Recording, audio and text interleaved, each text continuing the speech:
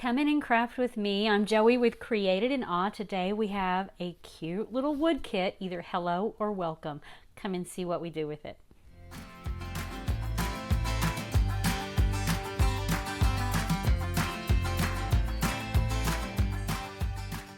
So let's take a look at all the parts of this wood kit. The hello or welcome are your choice of words to use. That front middle piece that I'm going to remove here in just a second, this is several layers thick, is what you'll put your choice of word on. It has another piece behind it that is actually like a pocket. Then it has two panels that make up your sign. The top one has the holes and then the bottom one. And look, there's a back piece, the same shape that's solid. So you could choose either of these to use, or you can make it one complete piece together that is really thick and substantial. I'm choosing to set aside that back piece and only work with the two panels. And we're going to speed this up quite a bit so you're not here all day. We're going to paint these two pieces in plaster color from Waverly in chalk paint. Each piece on just the front side will get two solid coats. I apply it very thin with a sponge dauber and swipe it toward the outside edge so that I can keep that laser cut dark burnt edge look. I'm going to do the same thing with the hello. That's the word that I chose to put on it. It's going to get kind of dabbed on a thin coat. I swipe it to fill it in, let it dry, and then I do a second full coat. And then we're going to set aside the word hello and move on to the kind of the front and the pocket piece. I'm setting aside the pocket from the back. The front piece that will have the word hello attached is getting a stain look. So that is antique wax from Waverly with a wet sponge, and I'm swiping it the same direction as the wood grain because I want this to have a stained look. I don't want to see, you know, streak marks from my sponge. So I'm going along the same direction as the grain, and I'm going to kind of go back over a couple areas that look light, and that piece is done. And I'll set that aside to dry as well. And we're going to come back to the two panels that make up the back of the sign. This bottom one I'm going to be stenciling on. So I am sanding it. This is just a 180 grit, just a real light sanding to get rid of any texture from the paint. I'm wiping it off with a wet wipe, and then I'm going to go ahead and dry that so that there is no water or no dampness to that backboard. And I'm applying a stencil. This one is from Magnolia. I'll put all of the supplies for the kit and the stenciling in the comments or the description of the video. And I'm using gray owl chalk paste. I swipe it across the entire stencil design. And while that paste is wet, I'll remove the stencil. This did not cover the whole board.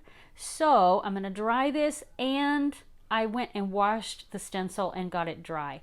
And now I'm going to repeat the pattern. So I'm going to line this up along the very edge. Our patterns all repeat side to side and top to bottom, so you'll be able to fill large areas with them. This one only repeats, like it has an overlap of like less than a 1/4 inch. You just barely find that edge, line it up, and then smooth it out, and then you apply your paste just like you did the first time. Swipe it over, clean off the excess, and make sure you remove that stencil before it dries. And you can't even tell. It's so cool. This is such a gorgeous pattern. It's called Damask. It's brand new.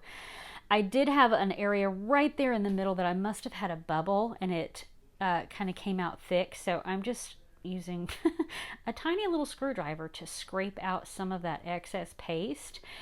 And then I'm going to wait and see if it shows at the very end. If it does, then I will touch it up with a little bit of paint. All right, so now we get to start putting this together.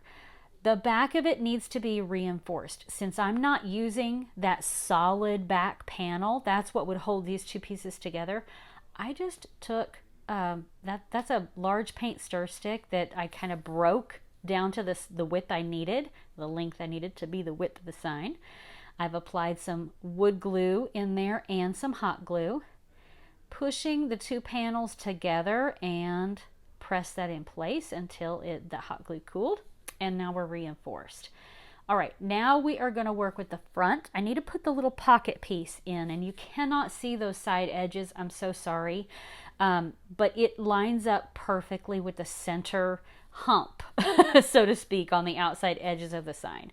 Again, same thing there, wood glue and hot glue, and I'll line it up and press that down. And because that's pretty wide, I'm going to flip it over and press from the back side. That wood glue is going to be really important to hold it in place if I put that on my front door. Now I'm going to put the wood stained panel on the front of it, wood glue, hot glue in between, and lining it up with the bottom edge of that little pocket piece. Now we are centered to the middle of the sign, and I press it down. Same thing with the word hello. It's super simple. The reason I'm using the wood glue and hot glue is because I want this to be really substantial and hold up to the test of time if you put it on a front door. So there it is. That is our sign. Now you get to see why there's a pocket. You get to embellish this with different things. You can get some little wood kit pieces. You could put a design up on top if you want, but it's designed so you can tuck something in that little pocket that middle piece made. It's so cute. So I just have this greenery that I had sitting here ready to go, pulling some little sprigs off of it, tucking it down inside. Now you can, if this is going to be permanent, you can glue this greenery in. I'm going to make it temporary so I could change it out for seasons. So this is just going to have some fun summer flowers for right now. And I'm going to tuck those in. I have to cut the stems pretty short or else they're going to stand up really tall, higher than the sign. So all of these little pieces are getting cut and just tucked in. They should fit nice and tight as long as you don't have a lot of wind that comes right up against your front door. You could hang this on your front door, or you could put it inside your entryway. And get the last couple of little yellow, I don't know, puffball flowers, something like that. Get it shaped up, and there it is. And I am going to go ahead and hang some jute from those holes up at the top of the sign so that it can hang. You could put a pretty ribbon up there if you like. You could even do wire, whatever you prefer. So I'm just going to take it to a length that works for me. I'll show it to you on the front door in a second. But there's one more step. Spray all of the wood pieces with clear matte sealer or whatever finish you like. Preferably take the flowers out, give it a spray, and then you can hang it on your door. It's so pretty. I love that damask pattern.